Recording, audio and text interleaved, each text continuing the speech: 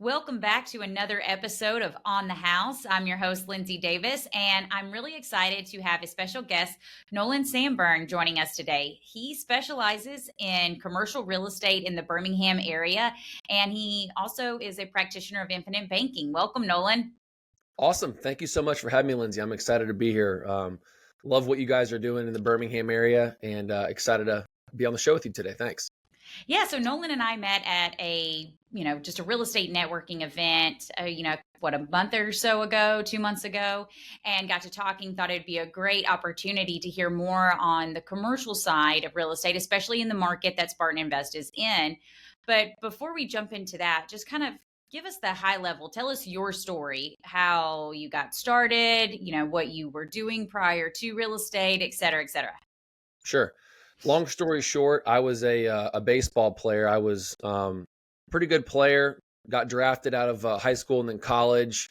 Uh, got drafted by Oakland A's in 2012. Got traded to the Chicago White Sox at the end of 2014, and then I spent 2 summers pitching for the Birmingham Barons in town. And while I was playing, I met a girl. Have now since married her, kids, that whole song and dance. And but while I was playing, maybe like a lot of your listeners, I stumbled upon the book Rich Dad Poor Dad by Robert Kiyosaki, and it really changed my perspective on life, to be honest with you.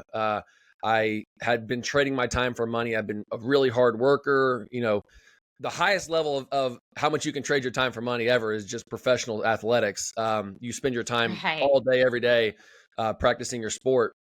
Well, I got to a point where I was so gangbusters for this passive income idea that even on off days, I would take the red eye out of whatever city I was playing in.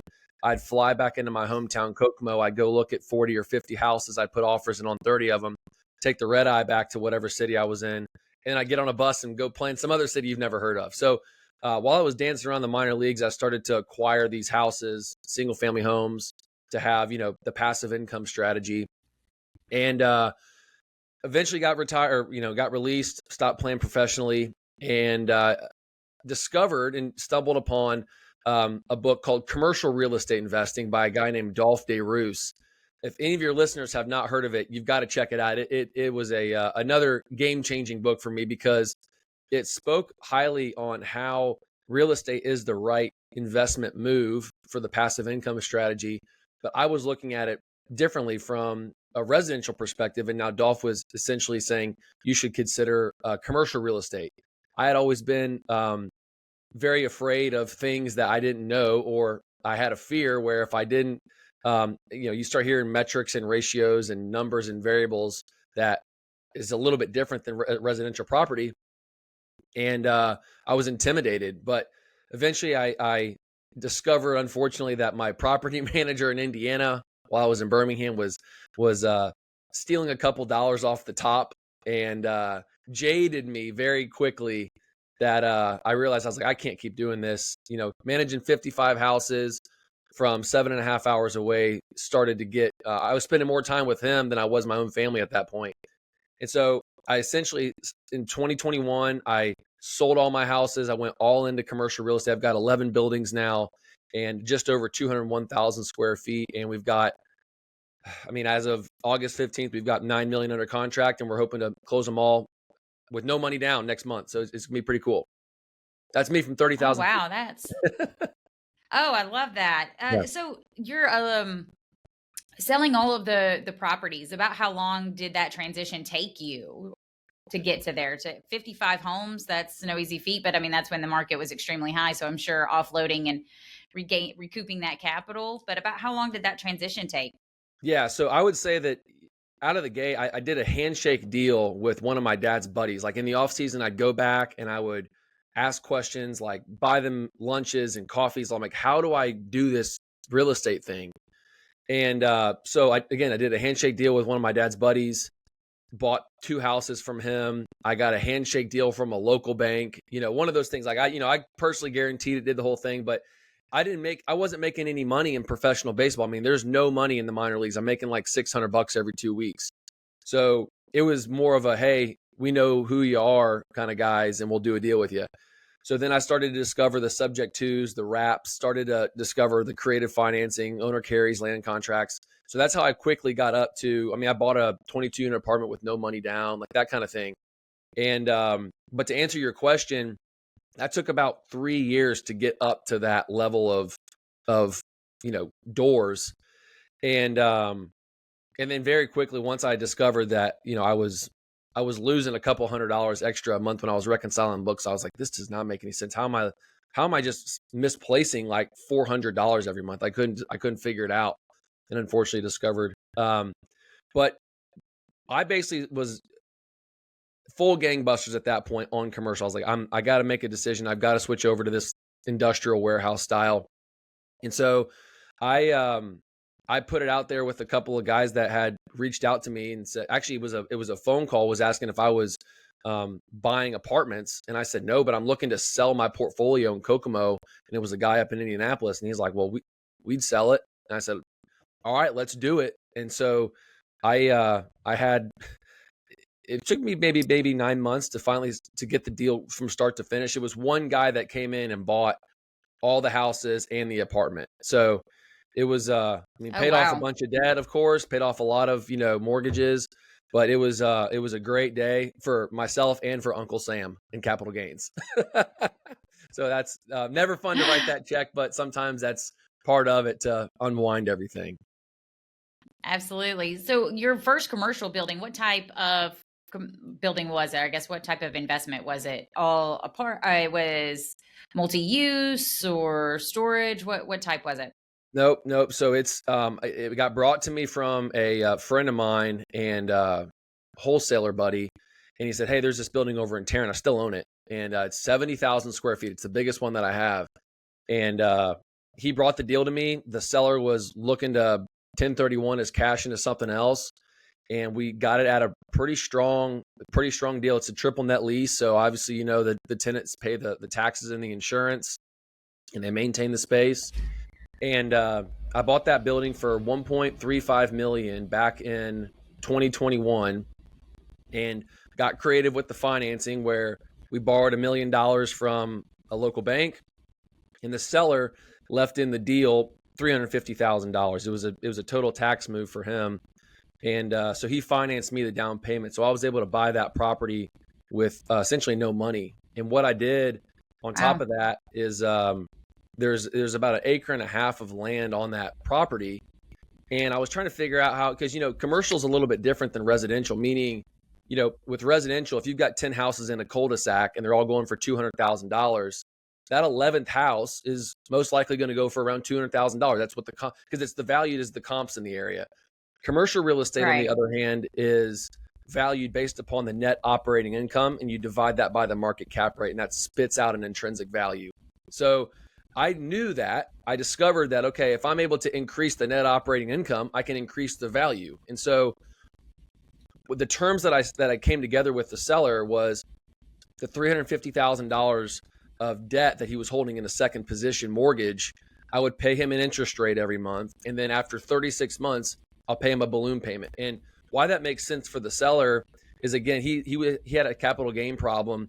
So he received money. It was, whatever the cash was after he paid the mortgage off. That was capital gain. He 1031 into another deal. And then he's able to separate this capital gain, this $350,000, and he'll receive that money at a separate tax year, which will help him lower his tax burden and, take that cash at a later date. So what we did is with that land back there, I was just trying to rack my brain on how I can get creative with. I mean, it was just like there was like dirt pile back there, a little fence, and I cleared it, I graveled it, and I fenced it, and I now rent that out to a trucking company that their guys come in every morning and park their daily vehicles and trade that in for their trucks. And basically, he's paying me $2,000 a month, which isn't crazy, but it added $24,000 straight to the bottom line of net operating income to that building. And so what I did then is, after the 36 months was up, I went back to my local bank and looked to refinance. And so we refinanced. The interest rates were a little bit higher, so I bought down the rate and borrowed out another $350,000 and paid my seller. So I'm still in that deal. It still cash flows, $6,000 or $7,000 and some change every month. but I'm still in it for no money. And so I kind of discovered that strategy just by shooting a shot and seeing what happened. And I was like, this makes sense. So I talked to my accountant about it. My accountant's like, if you can find a way to, pitch this to sellers, this mathematically makes a lot of sense, especially if a guy has a big capital gain problem in a building and you can show him the math.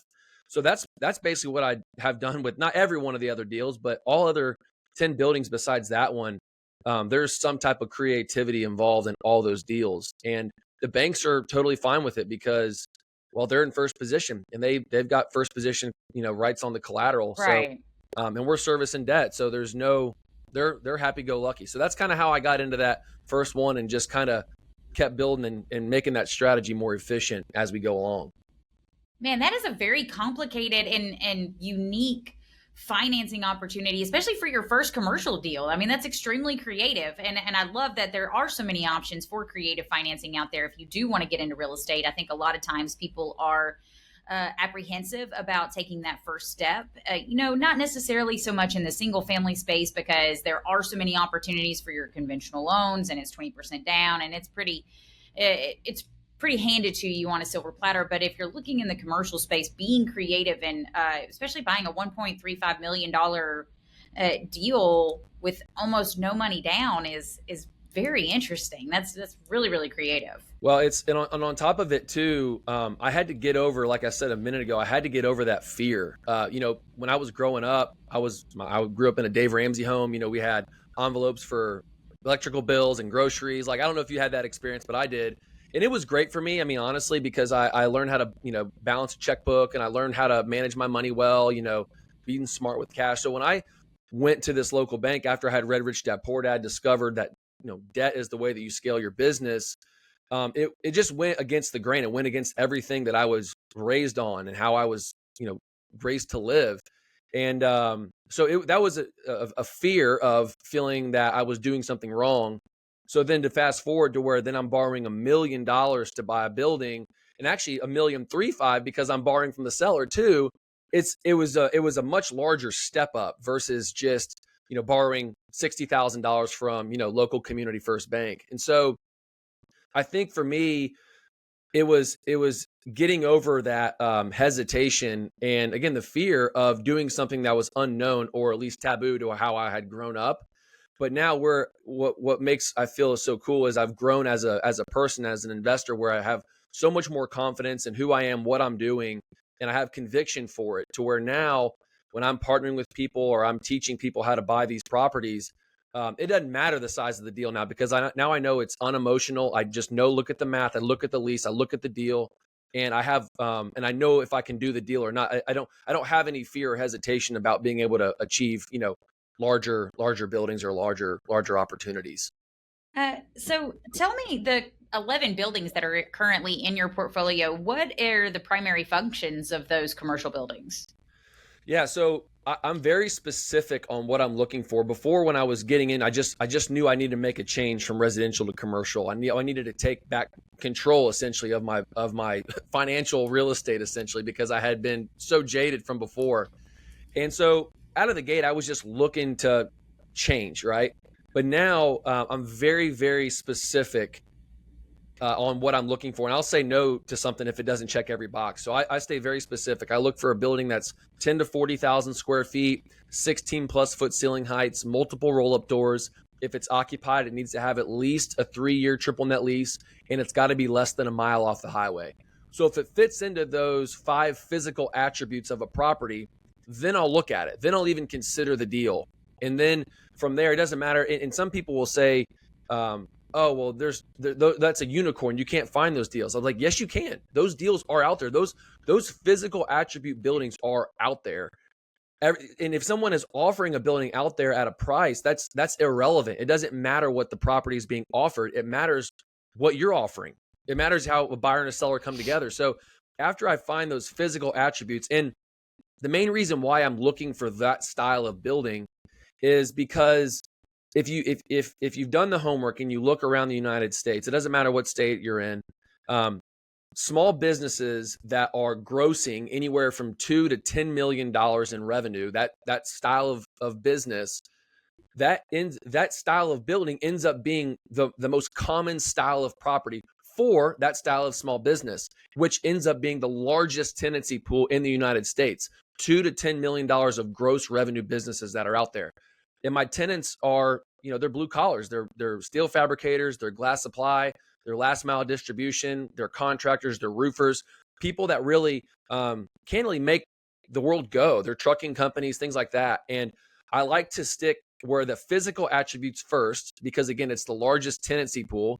And if something goes sideways with one of my tenants, well, then I know that I've got the largest opportunity to release the space because that largest tenancy pool is in that style of building. So that's kind of how I got into that physical attribute. But then I back into the financial attributes as well. And then I don't buy anything that's at least a 10% cap rate, a 10% cash on cash return, and a debt service coverage ratio of at least 1.4. And so what we'll do is we'll slam out an offer. I mean, we'll make 10 offers a day on stuff as long as it fits the physical attributes. And then we start backing into the financial attributes and just throw out offers at our price. And if they say no, they say no. Then we'll just go to the next one. And then eventually, once we discover, especially if you're working with an owner user, somebody that's a business owner that's running their business in the site, it's even better because they probably bought that building at whatever price was specifically for their building, for their business. And then we can do as a sale leaseback, meaning that the tenant actually, we give them a big capital injection at a closing.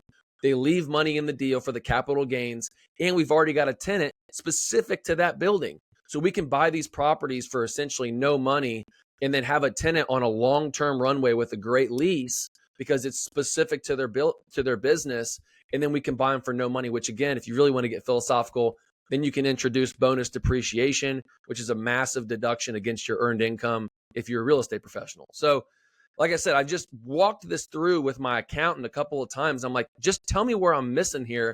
Am I onto something here? And he's like, dude, you need to preach this from the mountaintops, man. Like, this is the way to do it. If you can have the right partners and you can have the right tenants that are in there, you can create a lot of passive income with not a lot of headaches because, again, the tenants are responsible for everything. So I just discovered all this stuff, and I'm like, man, I'm out of residential and I'm all in on commercial now, if that makes sense. Right. And when you're evaluating real estate, and one of our kind of, culture terms is you're dispassionately objective, and that's evaluating every single real estate transaction as whether the numbers work or not.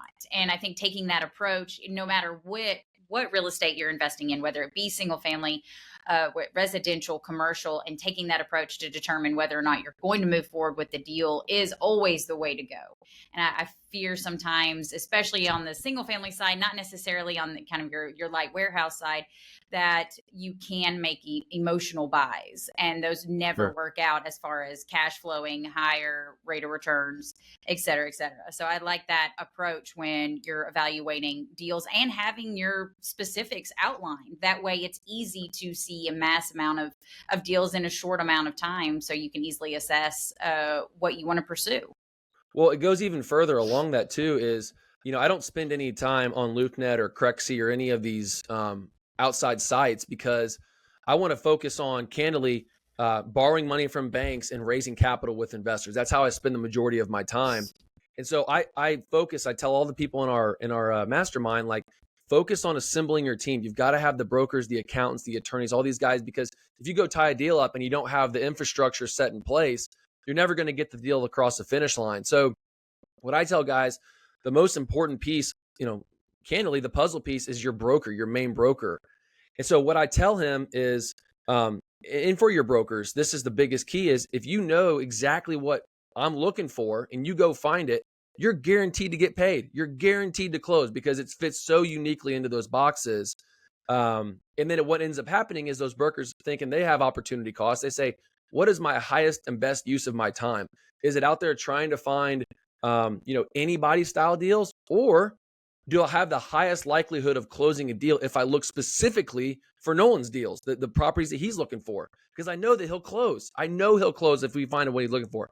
So then if you can get 2 or 3 guys looking specifically for your deals, then you got something in the pipeline every week that you can go, and you got local. And then on top of it, if you have local bank relationships, they understand your risk appetite. They know what you're looking for.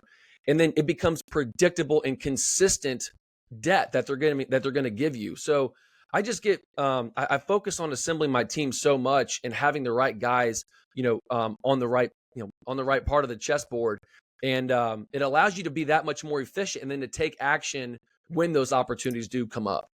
I love that. So when we first started, we talked very briefly, or I introduced you as an infinite banking practitioner. So explain just the high level IBC and really how it benefits you, or how you utilize it, or just real estate investors in general, how it would be beneficial. Totally. So after I got released from baseball in 2017, I was pretty jaded. I thought I was still a good player. Professional baseball told me I wasn't, so they got rid of me.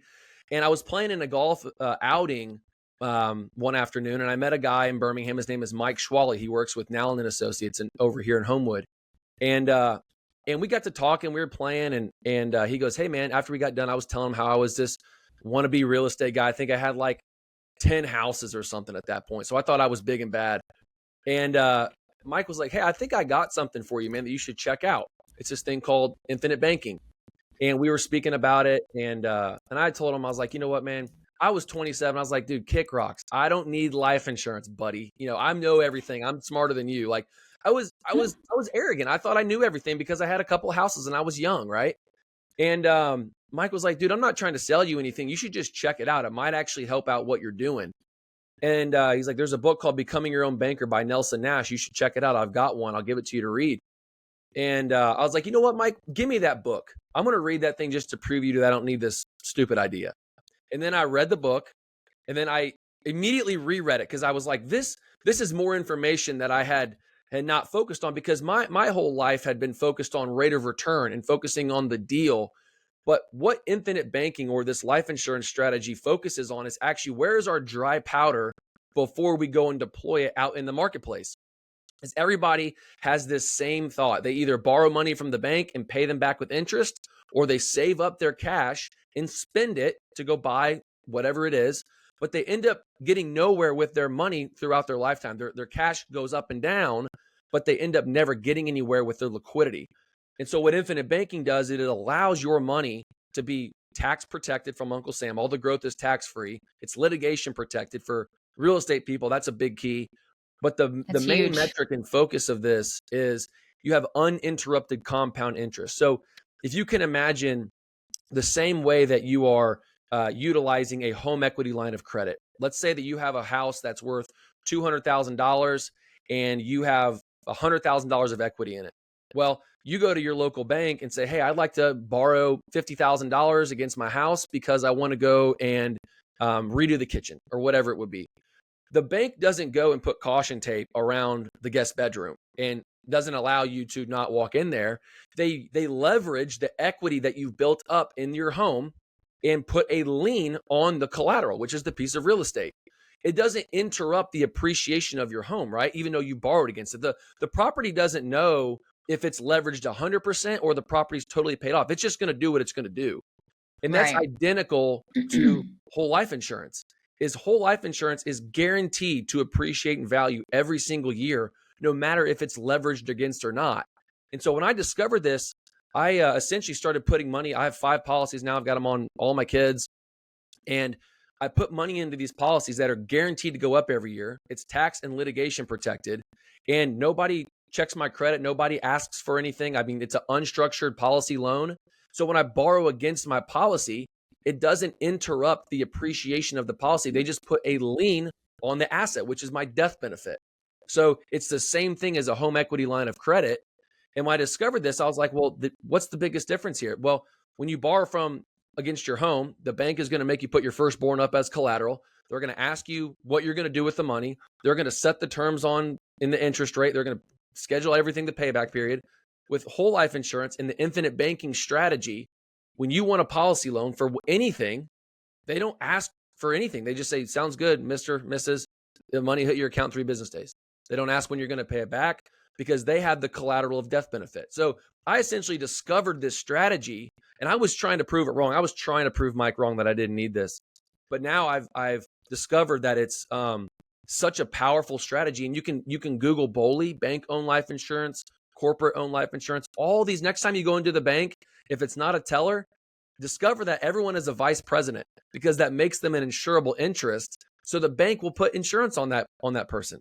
And it's this whole thing. It's like right in front of us, but nobody considers actually taking the banking function down to the you and me level. And so I discovered that, and have just become a massive fan of the idea, so much so that I quit my medical sales job before, and I've gone full into coaching, teaching, and selling this strategy and helping investors, take back the banking function to couple with their real estate investment. Yeah, no, that's great. And we've talked several times on this podcast about the infinite banking concept and Nash's book. And so it's great to talk to somebody utilizing it currently and purchase in their, goal of purchasing more and more real estate and scaling that. You mentioned that you're coaching and that's with CRE Collective, right? What made you want to start that mentorship? Well, it started out as a mentorship. I have a friend of mine. His name is Josh Rhodes. He's also in Birmingham. He's a client of ours here in town too. And I have somehow developed a social media following of just, I just post what I'm doing out there, and people apparently, my wife doesn't like me talking all that much. She's like, shut up, dude. But some people online, I guess, like it. I don't know. But he was like, you should teach people how to do the real estate that you're doing. And so he helped me set this whole thing up, and this mastermind, if you call it. But what I've discovered is kind of morphed into from so much of a mentorship and teaching people to more of an opportunity for partnerships. Before, when I would go buy a piece of property, when I was doing residential property, I would buy, again, a $50,000 house, knowing that it would appraise for $80,000 because I knew it was about the comps in the area. So I would take a $60,000 policy loan, $50,000 to buy the property, and then $10,000 to put lipstick on it. And then what I would do is I'd let the property season for, 6 months with the renter. And then I'd go back to the local bank and I'd refinance. And I'd take a 20% or, 80% mortgage out and, $62,000 loan. And I put that 60 grand back into my policy and, use bank debt at that point. I was using it more as a bridge loan. And now what I'll do with my policies essentially are, I just use it for earnest money. So if I go buy $1 million building, I'll take a $10,000 policy loan and just go tie the deal up with earnest money. And then we'll come together and negotiate the terms at a later time. And then when we close, then I'll put the money back in my policy. So I kind of use it as just like a 45-day bridge loan. But to answer your question on like how we use this mastermind and mentorship, like I said, it went out of the gate. It was about teaching people how to buy commercial real estate. But it's morphed, thankfully, it's morphed into more of a partnership, meaning maybe like you, Lindsay, you have this goal to own everything. You want to own it all. You want to own all of Birmingham. You want to own all of Alabama. You want to own as much real estate as possible because you've discovered the power of income and, depreciation, all the cool things of real estate. So I have that goal, not in like an egotistical way, but just in a way of wanting the best in everything for my family, right? Just like you. And Right. I discovered that I don't have the capacity to turn over every rock in the United States.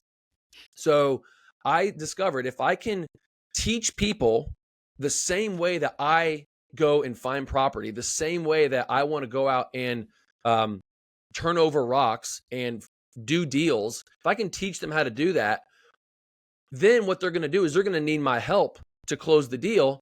So therefore, we split the equity on the property, and I'm able to get into a building that I would have otherwise probably never got into. And they are able to get into a building that they probably otherwise would have never got into. So it's truly a win-win for both our members of our group and myself. I get 50% equity of something that it's better than 100% of nothing, So Right. that's kind of how it's created this morphing where I teach everyone.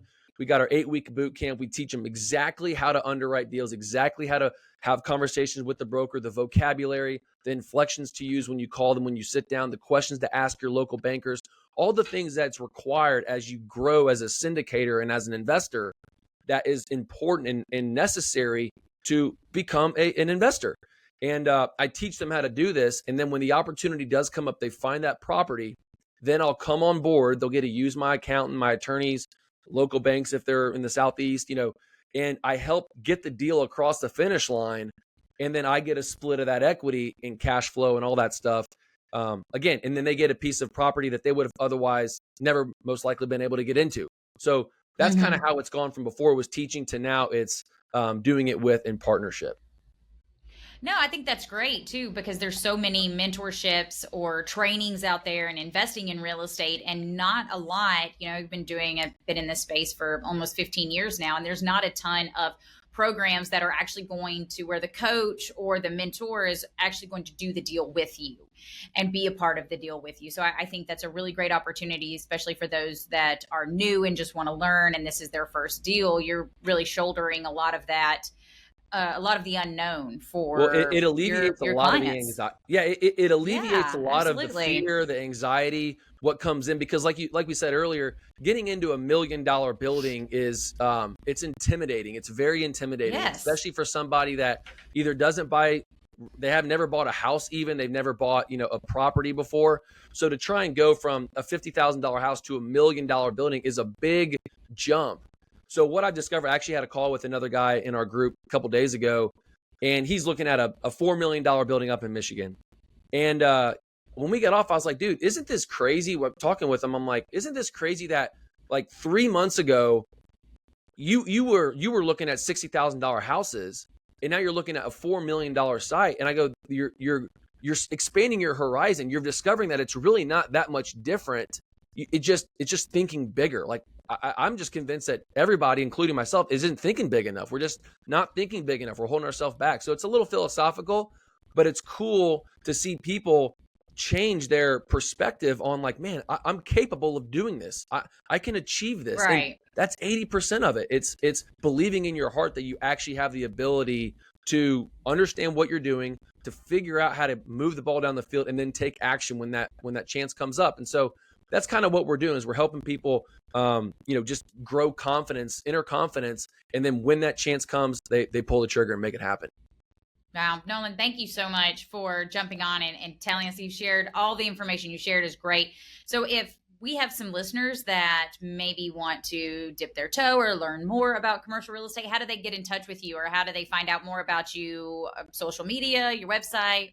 Sure. Yeah, they can. I've got a couple websites. We have banklikeyourbank.com, which is all about the infinite banking strategy. I've got nolansanburn.com. It's my website, just talking about commercial.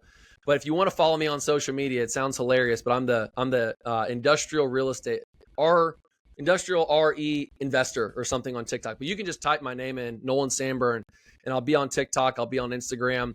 I share just basically everything that I do. Strategy. I completely opened the book. I gave the keys to the Mercedes away, exactly how I do everything. I do not turn over every rock. I share everything. And it's just discovering people that want to take action, end up joining, and then they end up buying buildings. And we even end up refunding their deposit when they buy a building with us. So they could be in stuff for absolutely no money. So that's the whole point. But yeah, I love it. I love talking with people like you, Lindsay, because it's at the end of the day, I've discovered this. It's knowledge isn't power. It's the implementation of knowledge. And so anybody can be smart. Anybody can go to college. Anybody can feel like they're doing something. But most people are just busy. And I was maybe a busy guy. And that doesn't get anything happen. Nothing happens when that. So it's the implementation of knowledge, not just reading and thinking, but it's actually doing. And I'm just the biggest believer of pull the trigger to hear the gun go off. You stop adjusting the scope. Let's go and let's just see what happens. Figure it out after we pull the trigger. That's my kind of 30,000 foot view of who I am. I love it. Thank you so much, Nolan. I appreciate it. And that's On the House with Spartan Invest.